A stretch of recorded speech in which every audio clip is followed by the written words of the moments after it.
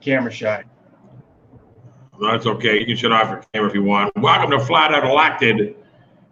This is Rand Campbell and my brother, Atheism is Madness, AIM. We are going to talk about Satanism and music and the reality of it. Because I know a lot of people, get to this mindset that there isn't really Satanism and music. They just use it as a gimmick to sell music. But that doesn't even make sense.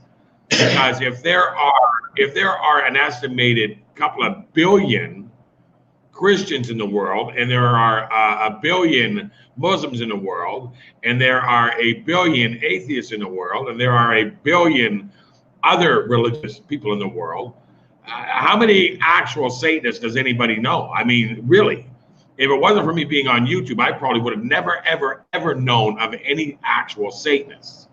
So the truth is Satanists hide. So how would it make sense that you would use Satan in your music to sell records when nobody admits to being a Satanist? But there are billions of other religions that you could be targeting. So no, it's not a gimmick. It's not so that they can sell records. It's literally real. And Satan runs the music industry, period. Anyways, how you doing, AIM? What's going on, brother? Doing good, brother. How you been? I am wonderful. I'm, a lot of ministry, a lot of work, taking care of things. It's never easy. My life is constantly go. And I've been getting messages every day about people that are in need. And so, that's just very typical of my situation, but it is what it is. How have you been? I hear you. I respect what you do. Just working hard, just watching things unfold and unravel. It's amazing. This goes back, for me, it goes back the wake up maybe 9 years ago. But you grow after that, and once you're fully awake, I would say that was probably 5-6 years ago.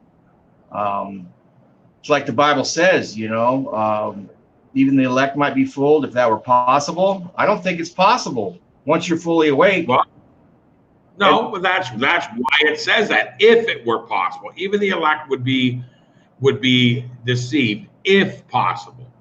That means not possible. In other words, I could say to you, somebody could steal $20 off my table if it were possible. Why it's not possible is because there isn't $20 on my table. So if you are consistently looking for the truth and turning over rocks and constantly using discernment to try to figure out the deceptions of the world, the chance of you being deceived are a lot less than somebody that's just living life blindly. So that's why it says, if possible. God isn't giving you this wake up so you can continue to be deceived. I keep trying to explain to people this wake up is supposed to take you out of the deception, out of the world, and into a true purpose-filled life of God, which is undeceivable. If you have the Holy Spirit within you, the Holy Spirit can't be deceived. So how can you be deceived if you got the Holy Spirit within you? The true elect will not be deceived. Exactly. I agree with you 100%. 100%. You want me to start with basically my testimony, just a brief testimony? Yeah, give your testimony. Yeah. And I'm going to talk about something as well. Okay. Or I could do it later if you want to go ahead and talk, and then I can talk about it later. No. Do your thing. Give your testimony, brother. And then, like I said, I'll talk about, something that really broke me. Well, let me just go first because I'll be short. Go ahead. Every Saturday, every Saturday, I used to get up. Every Saturday, I used to get up in the morning and, do my house chores, clean, whatever. I had a family. I had my wife, my kids, blah, blah, blah, right? So I would get up and do my chores, but I would put on this DVD. It was a music DVD of the Eagles. And I would play it every Saturday. It was like a 2-disc CD, DVD. It was the Eagles final concert in Amsterdam, in Australia. And it was beautiful. I loved it. And I used to play it every single Saturday for years. And then one day, I'm listening to it, and at one song, New Kid in Town, Glenn Fry says, before they start the song, he says, this is a song that we recorded during our Satan worshiping days. Well, I was already studying Satanism and music at that time. And I froze. I stopped. I rewound it. I listened to it like 5, 6 times. I couldn't believe what I was hearing because I was in the beginning stages of actually really getting to understand Satanism in music. And it just hit me so hard. I was like, wow, they actually admit it. And that's when I started going into a really, really deep search about how they admit it. And it turns out they have never denied it in their music. They've never denied it. So I took the DVD and threw it out and never, ever listened to it. Wow. There's a spell on this music, and it gets back to John Todd. Actually, I had a clip. You guys, I had a bunch of clips, but me and Rand decided that we don't want to get his Hangout shut down. So I'm going to have to just kind of go off the top of my head on a lot of this and go without the clips because I don't want Rand to get shut down. But yeah, John Todd, was it? Yeah, he did videos back in the early 80s, late 70s. And he said, and this makes so much sense to me. He said that the witches and the warlocks who are in these bands cannot cast spells on Christians. They were having a problem. They weren't working. They bounce right back, or they'll go back and give them tenfold of what they were trying to do to the Christian. So what they did was they allowed the Christian, through the music, to spell cast themselves. That's what John Todd said. And that how they would do it is they would record the albums. They would take it to a certain room where they record these albums, and they would hold a black mask, and they would put this album in a pentagram and all the satanic paraphernalia around it, and they would put a cursed blessing on these albums before they were even released. Fleetwood Mac. I mean, you just go down the gamut of albums. And that's what they would do. So when these albums went out, they would basically put a spell on you. And I can say this is true for myself because let's go back. I'm 53, so let's go back to my early 20s. Even in my teens, I didn't really like rock music. I was born and raised in a Christian home and church, and I had a really close relationship with the Lord between ages 15 when I got saved to about 19. And the devil got a foothold, and what happened is the pastor's son of the church that I was attending, go figure, right? The pastor's son, me and him became best friends, and there was a 4-year difference between us. And he would come over to the house, and we'd go up into the room, and while I'm listening to disco music or some of the more really mellow stuff that was going on back there, I'm trying to think because it was short-lived. Bee Gees, things like that. Bee Gees, John Denver, stuff like that. He would pull out of his jacket some AC/DC and some Metallica, and he would play this music, and I remember distinctively how it like pierced my soul when I was listening to it. It was just like a darkness, a heaviness, and I didn't like it. And I would, he was 4 years older than me, and I would do everything I could to try to get him to take his music out so I could put my music back in. And he would play that music, and he'd come over 2-3 times a week. And it wasn't long, man. That music started to influence me. It started to reach deep down in me. Because, as kids, we all have issues with our parents, and I was having an issue with my stepmother at the time. And it's a rebellious spirit that comes when you're listening to these, hard rock music, Metallica, AC/DC. And I remember, just feeling charged up. I would listen to this music and just feel pumped up, amped up, like you were on some kind of drugs or something. And it was a release for me. So that did it, man. It was the influence of the pastor's kid. and knowing that it was wrong at the time, I couldn't get away from the influence. And finally, the influence took over me. And from age probably 21 all the way to almost 40, 38, I was listening to all of it. I had every album, from AC/DC to Zeppelin, A through Z, had them all. And it was always my escape, even in my older years. Led Zeppelin, that was another biggie. That one, I would listen to Led Zeppelin and literally feel myself go into a trance. It was that hypnotic. And anyway, did you want to say anything, Rand, on top of that? Well, no, you're on point. You're on point. And you know what I would add to that is that they do put spells 100%, and they put spells on money, they put spells on education, they put spells on all entertainment. But so they had a song out in the 80s by a band called Color Me Bad, and the song was called I Want to Sex You Up. Right, I remember that. So they put a spell on that. What they do is they take it to a specific room, like John Todd said, and they have priests, satanic priests, warlocks, and witches pray over it for a long period of time.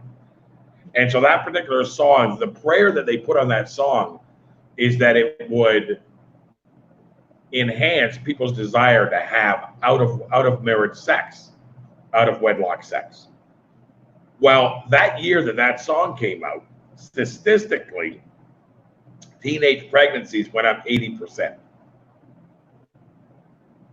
So there is a real spirit that is put on this music, and it's not a joke. I mean, this is real, and it's very, very powerful, and people don't seem to grasp it. It's like their brain, they're okay with, you know, saying that things are inspired or things are inspirational, but they're not okay when you pinpoint the spirit of that of which it is inspired or that of which makes it inspirational.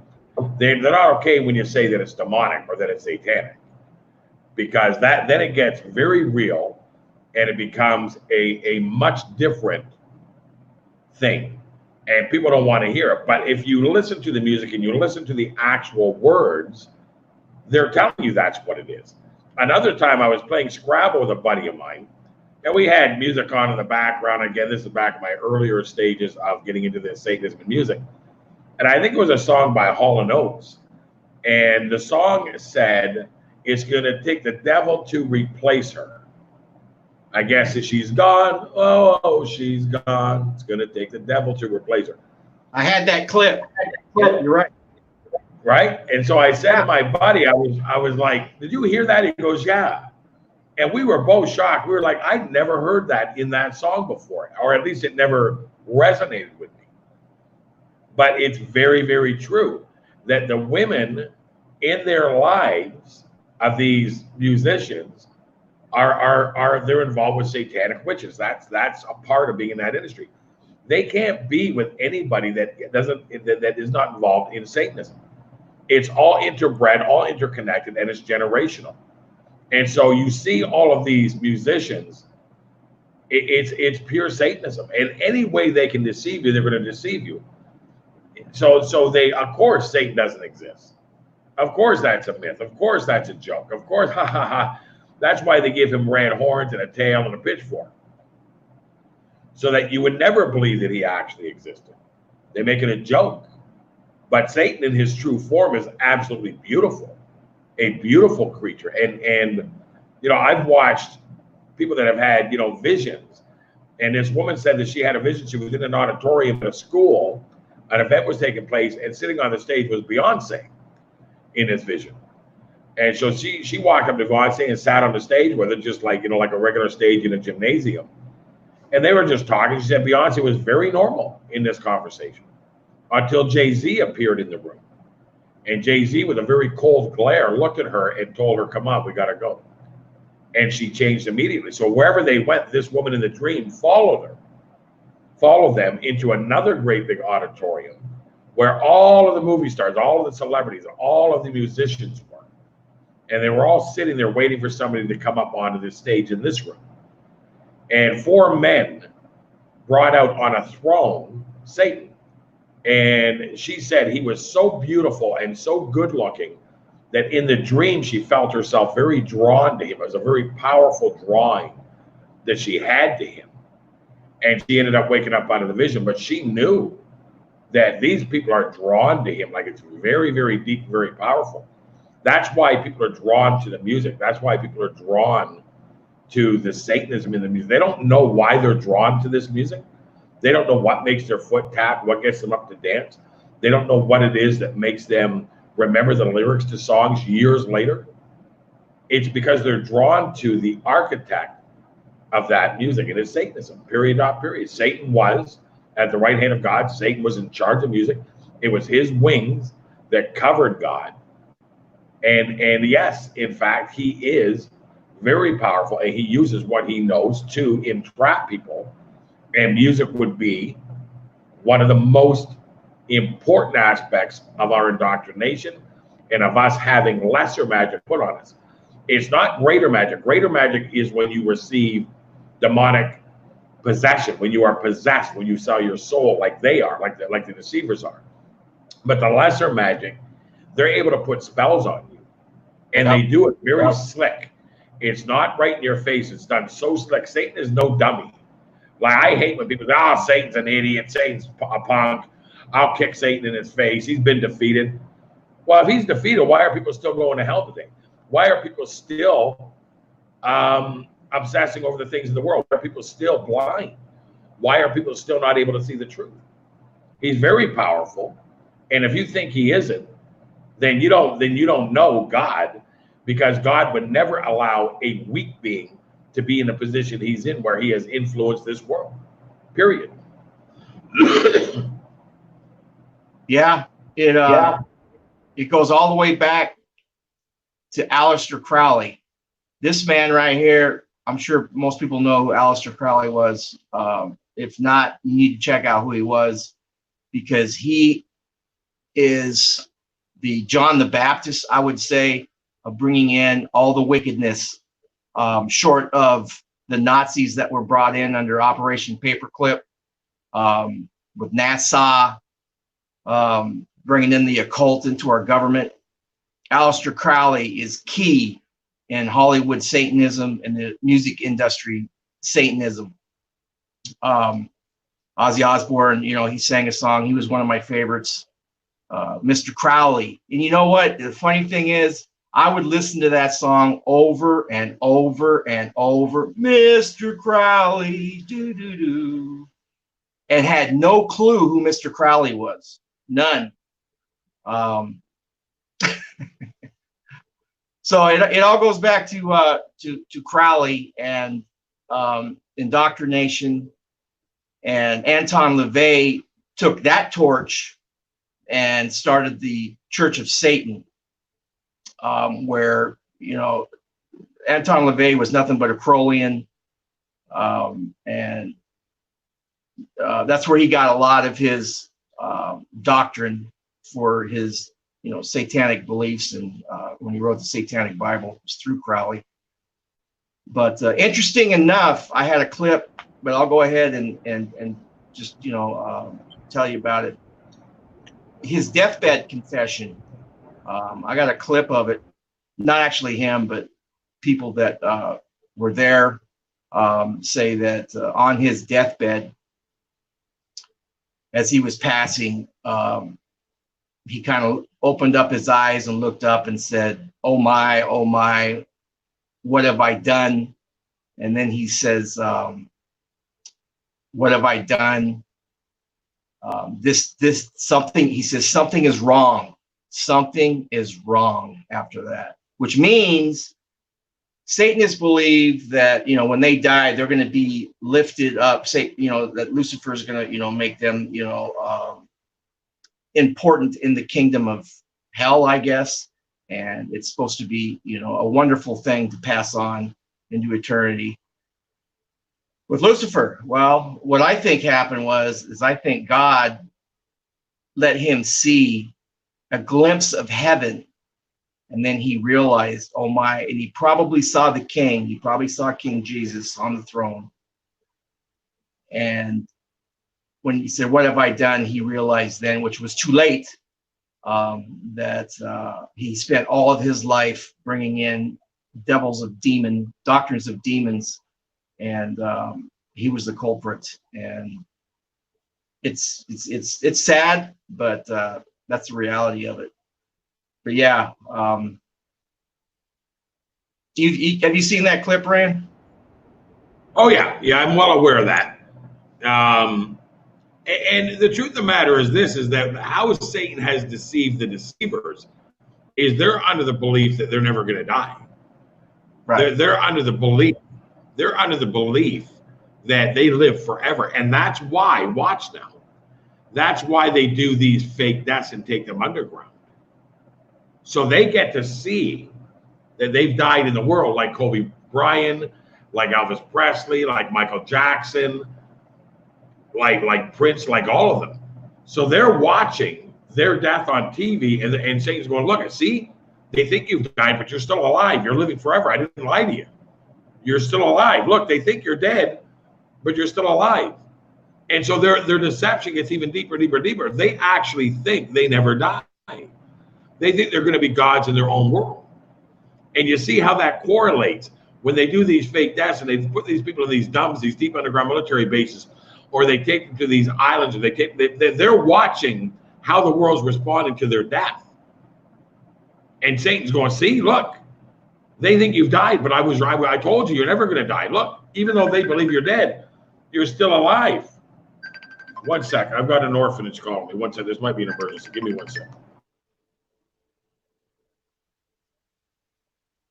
Yeah, so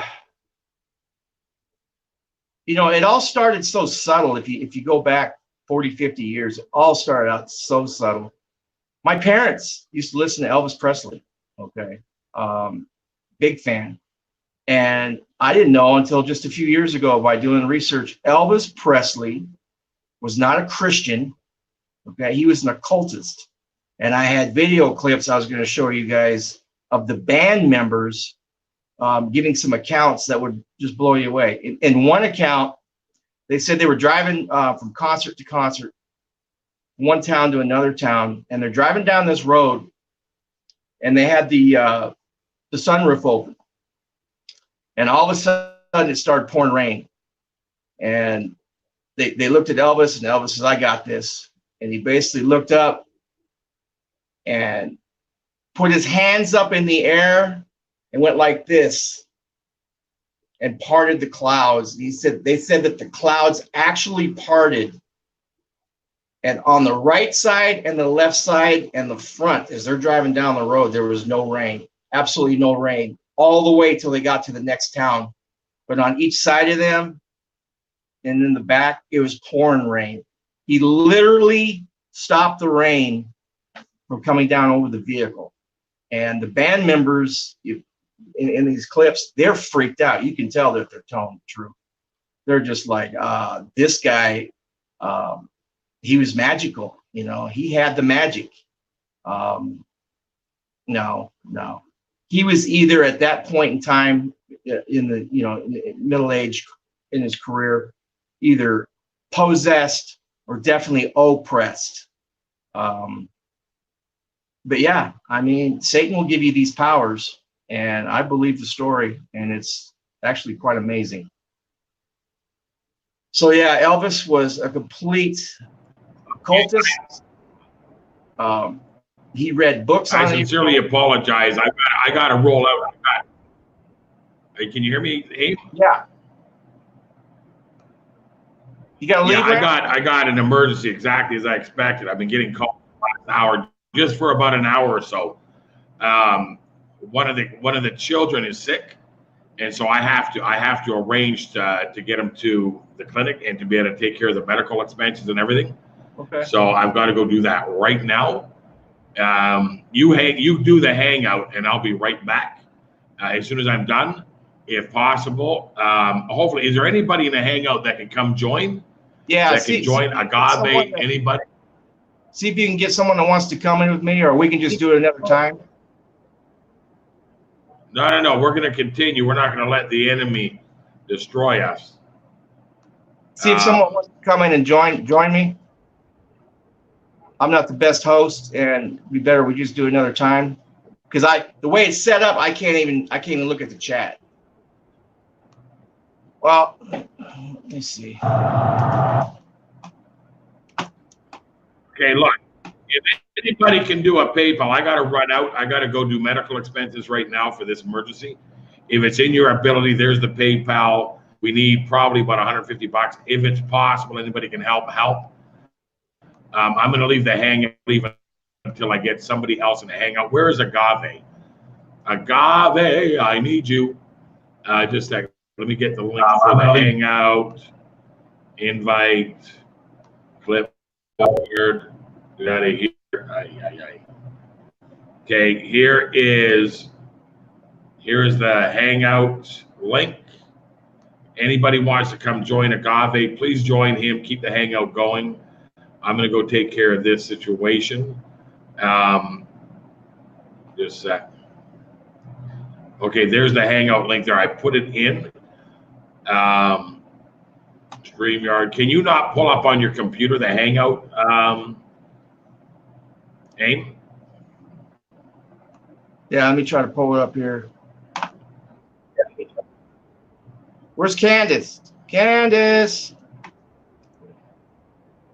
I messaged Candace privately. She didn't respond. And this is right up her alley. Yeah. She's not in the chat. Like right. No, not yet. Not yet. But I gotta grab a. Anybody want to come on with me for a little bit? And get going. Yeah, come on with him. Come on, guys. Paul, want to jump in here? Paul's been on before. Yeah, Paul's a good one too.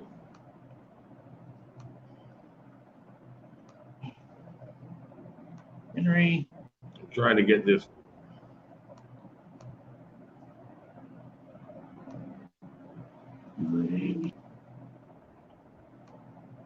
There's the link for the PayPal if anybody can help. I got to race out to take care of these expenses. Do a clinic run, which happens rapid, but the quicker I get help with it, I'll go and come back.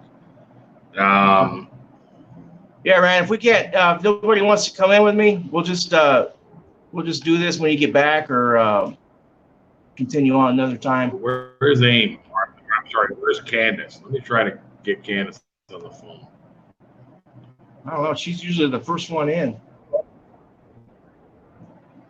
Right?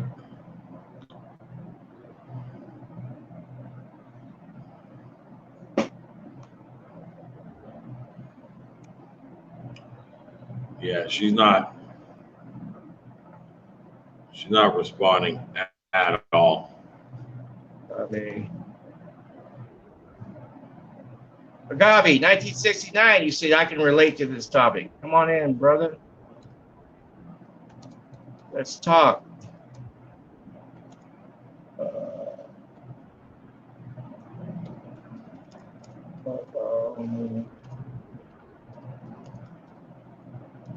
Daniel? No takers?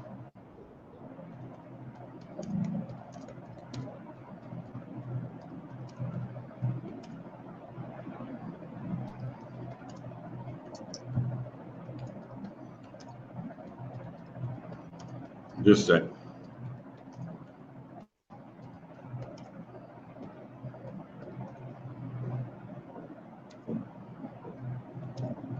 Come on. Hey, you guys, I don't do live streams myself. It's pretty easy.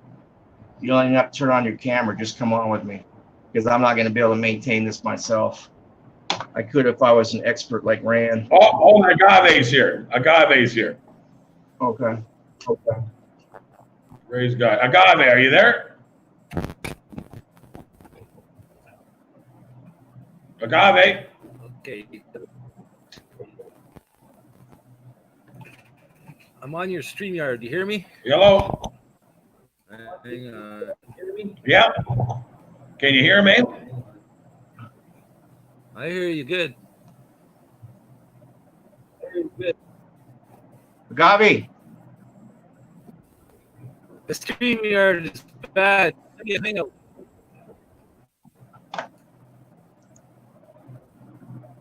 Gabi, how you doing, brother? 1 second.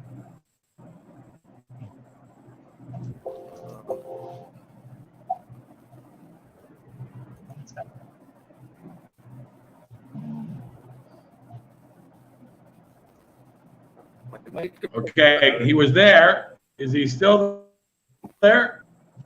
I Gabi, am. I don't know if the StreamYard likes my computer. Do you have a Hangout link? Still? yeah. I Gabi, am. I don't know if the StreamYard likes my computer. Do you have a Hangout link? yeah.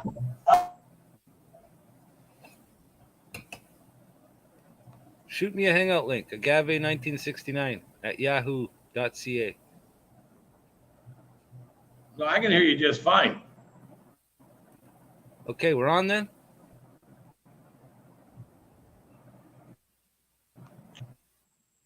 I hear you guys fine. I think I'm delayed though. Aim.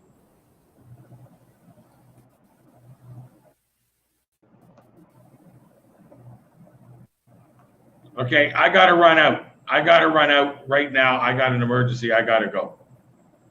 Go ahead, I'm staying here. We'll figure it out. Okay, stay there. Run this hang and I'll be back.